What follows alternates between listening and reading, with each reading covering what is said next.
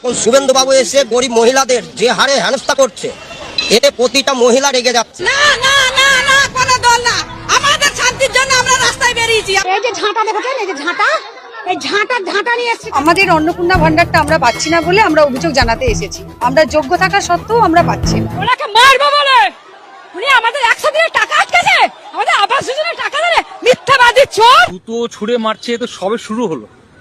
এরপরে যে আর কি দিয়ে মারবে সে তো সময় বলবে। কলঙ্গি হাই স্কুলের মাস্টারের বউ পেয়েছে, আমাদের পাশে যারা মাস্টারি করছে তার বউরাও পেয়েছে, তার বড়াও পেয়েছে। যাদের অবস্থা ভালো, বাড়ি বলছে বাড়ি সাজ করবো, দেখো কটা ঘর আছে। আর আমরা গরিব মানুষ, সাধারণ। আমার স্বামী বাইরে কাজ করে, সবাই আমাদের এই নিয়ে আমরা 3 মাস পাইনি। কি সমস্যা হচ্ছে আমরা এইটা নিয়ে কথা, আমার সামনে মেয়ের বিয়ে দিয়েছি, কত ধার বাকি আছে, আমরা এইটা আশা করি। বলছি তোমাদের কি ঢুকেছে? ঢুকেনি। আমারও ঢুকেনি, আমি জমা দিইনি গো। আমাদের চারিপাশে কারো ঢুকেনি গো। অন্নপূর্ণা খেপে গেছে, নারীরা খেপে গেছে, রাস্তায় নেমে পড়েছে, থানার সামনে দাঁড়িয়ে পড়েছে। বলছি আমরাও যা হবে, দাঁড়ানো হবে, 3000 টাকা দিতেই হবে, দিতেই হবে, দিতেই হবে। সত্য হচ্ছে এইটাই, গভর্নমেন্ট সার্ভিসের বউ পেয়ে গেছে অন্নপূর্ণার ভান্ডার, বুঝছো? দোতলা বাড়ির বউও পেয়ে গেছে অন্নপূর্ণার ভান্ডার, আর আমি এখনো পাইনি। এটা বাস্তব, এটা ফ্যাক্ট, এটা সত্য, এতে কোনো মিথ্যা নেই। আমি এখনো পাইনি, যেদিনকারে পাবো সেই দিন টাইম ধরে তোমাদের মেসেজ শেয়ার করব, কথা দিলাম।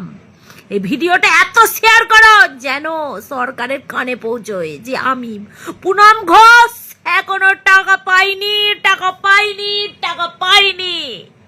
হ্যাঁ, আমার স্বামী সরকারি চাকরি করে, তাই আমাকে অন্নপূর্ণা যোজনার টাকা দেওয়া হবে না, আমি মেনে নিলাম। কিন্তু আমার পাশের বাড়ি যার স্বামী, সেও আমার স্বামীর সাথে একই চাকরি করে, সে সেই টাকা পেল। অন্নপূর্ণা যোজনার টাকা আমি আর পাচ্ছি না। কালকে 20 তারিখ, কালকেও পাবো না। এখন আমি একদম শিওর হয়ে গেলাম যে আমি আর কালকেও টাকা পাবো না।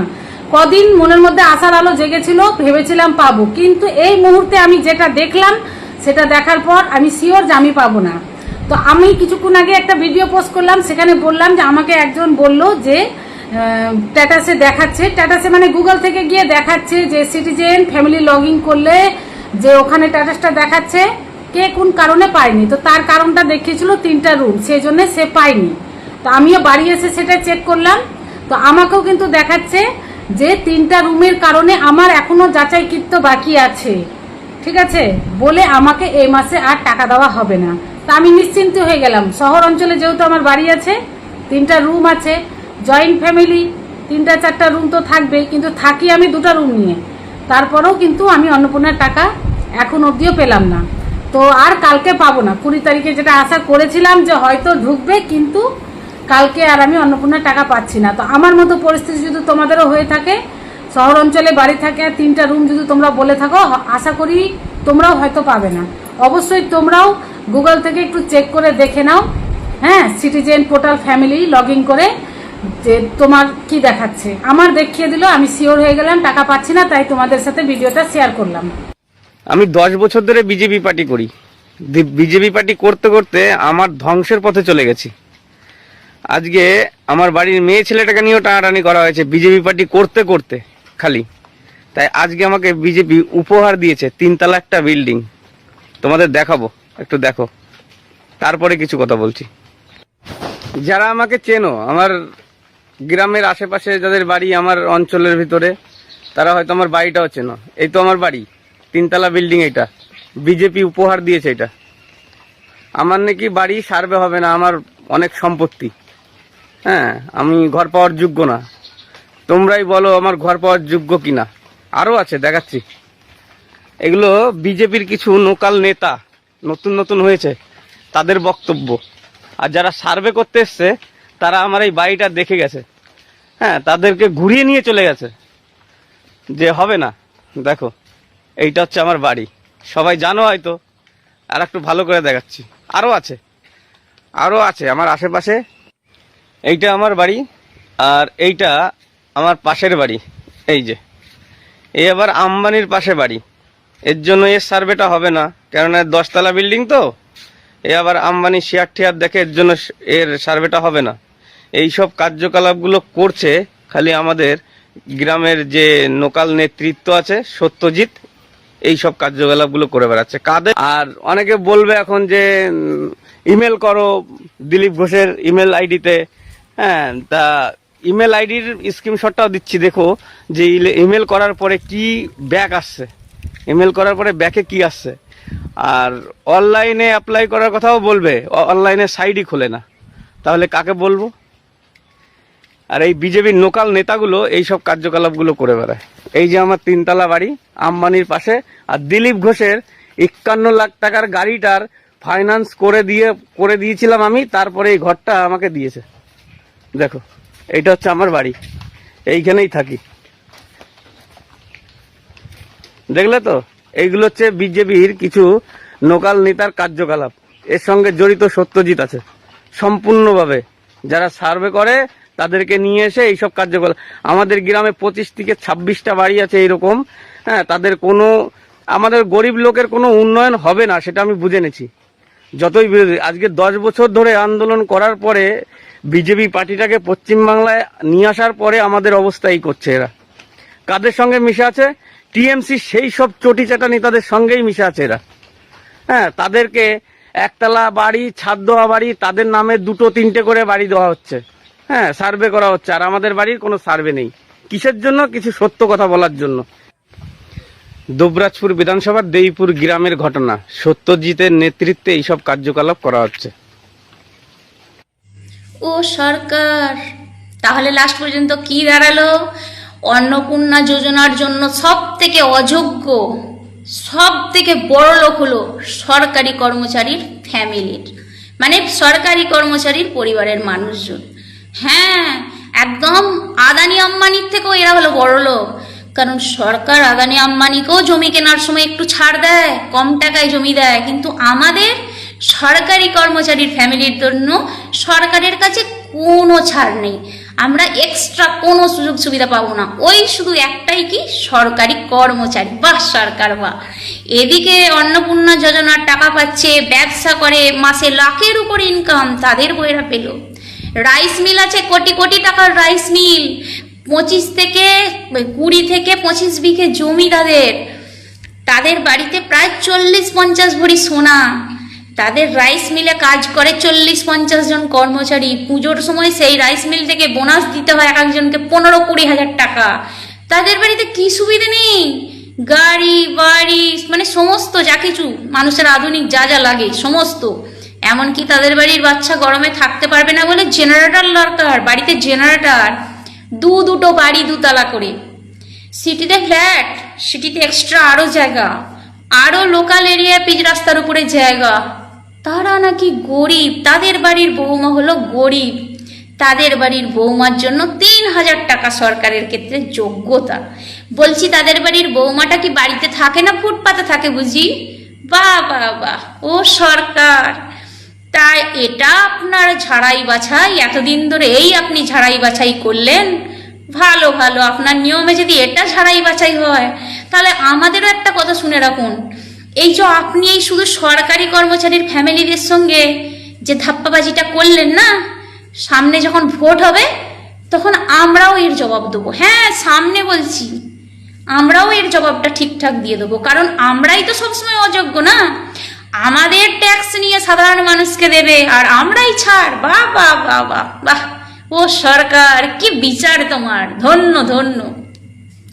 এদিকে তো ইথানল বাবার জন্য সকাল সন্ধ্যা চা খাওয়া বন্ধ হতে চলেছে। 45 টাকার চিনি 3 মাসে 60-65, কি উন্নতি! আহা হা হা, এবার তো সেঞ্চুরি করবে। সরষের তেল সে তো ডবল সেঞ্চুরি হয়ে গেছে, পুজোর আগে আরো বাড়বে।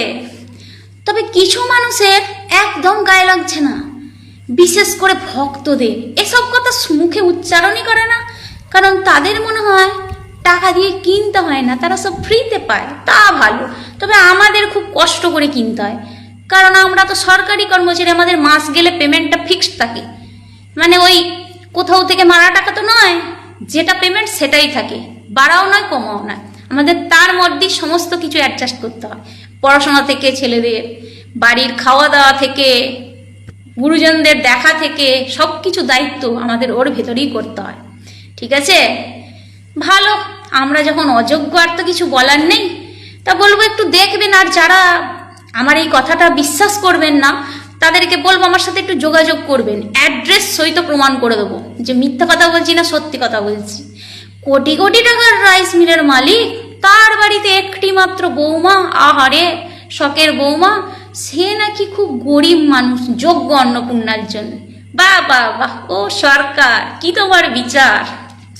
আমাদের খাবে, আমাদের পড়বে, আমাদের মেয়েদের সাথে লাভ জিহাদ করবে, আবার আমাদের জায়গায় থাকবে, আবার আমাদের জায়গা দখল করবে। এই 4 বছরে কোনো জিহাদির বাচ্চার বিরিয়ানির দোকান রাখবো না, কোনো জিহাদির বাচ্চার মসজিদ রাখবো না, কোনো মাদ্রাসা রাখবো না, সমস্ত কিছু শেষ করে তাদেরকে এখান থেকে তাড়া করাবো বাংলাদেশ, পাকিস্তান। এই কথাগুলো খুলেআম যারা বলছে তাদের শাস্তি কিন্তু আমরা এখনো দেখতে পেলাম না, এখনো আমরা সোশ্যাল মিডিয়ায় দেখলাম না তাদের শাস্তি হচ্ছে। তারা খুলেআম ধমকি দিচ্ছে মুসলিমদেরকে, একটা সম্প্রদায়ের মানুষকে বারবার তারা হুমকি দিচ্ছে। আমরা 4 তারিখের আগ পর্যন্ত দেখেছিলাম দিল্লিতে হিন্দু মুসলিম করতে, বিহারে হিন্দু মুসলিম করতে। তখন আমরা ভাবতাম, অনেক গর্ব করে বলতাম, আমাদের পশ্চিমবাংলায় এমন কিছু মানুষ নেই, আর এমন কোনো মানুষ নেই যে এই হিন্দু মুসলিম করবে। আমরা মিলে জুলে হিন্দু মুসলিম আগা গোড়া থেকে এসেছি, আমাদের মধ্যে এসব নেই। কিন্তু না, এটা আমাদের ভুল ধারণা ছিল। 4 তারিখের পর থেকে আমরা কিছু অন্ধ ভক্তদের দেখতে পেয়েছি, যারা হিন্দু মুসলিম করে সোশ্যাল মিডিয়ায় ভিউ কামাচ্ছে, আর সোশ্যাল মিডিয়ায় এসে হুমকি দিচ্ছে। আমাদেরকে বলা হচ্ছে আমরা ওদের জায়গায় থাকছি, ওদের খাচ্ছি, ওদের পড়ছি, ওদের মেয়েদের সাথে লাভ জিহাদ করছি, আমাদেরকে তাড়ানো হবে বাংলাদেশ, পাকিস্তান। আমাদেরকে খুলেআম বলা হচ্ছে। তো তাকে আমি একটা কথা বলি, মুসলিম ধর্মটা হচ্ছে শান্তির ধর্ম। মুসলিম ধর্ম শান্তিভাবে থাকতে পছন্দ করে, তার মানে এটা নয় যে সে কিন্তু হাতে চুড়ি পরে বসে আছে। ঠিক আছে, মুসলিম ধর্ম হচ্ছে আইন মানে, সংবিধান মানে, তাই তারা আইনের প্রতি ভরসা করে চুপ করে বসে আছে। যেমনটা আমরা দেখেছি, মসজিদ থেকে মাইক খোলা হচ্ছিল, কোনো নোটিশ নেই, কোনো কিছু নেই, মসজিদ থেকে মাইক খোলা হচ্ছিল। সুপ্রিম কোর্ট বলে দিয়েছে, আমাদের তরফ থেকে কোনো নোটিশ জারি করা হয়নি যে মসজিদ থেকে মাইক খুলে নেওয়া হবে কিংবা কোনো রকমের অসুবিধা দেওয়া হবে। সেটা আমরা সোশ্যাল মিডিয়ার দ্বারাই দেখতে পেয়েছি। অনেক জায়গায় দেখছি বিজেপির প্রার্থীরা হেরে যাচ্ছে। তো আমি আমার ছোট মাথায় একটা কথা বলি, আমি কিন্তু কোনো পলিটিক্সের মধ্যে নেই, তারপরেও আমি যে অন্যায়গুলো সহ্য করতে পারি না।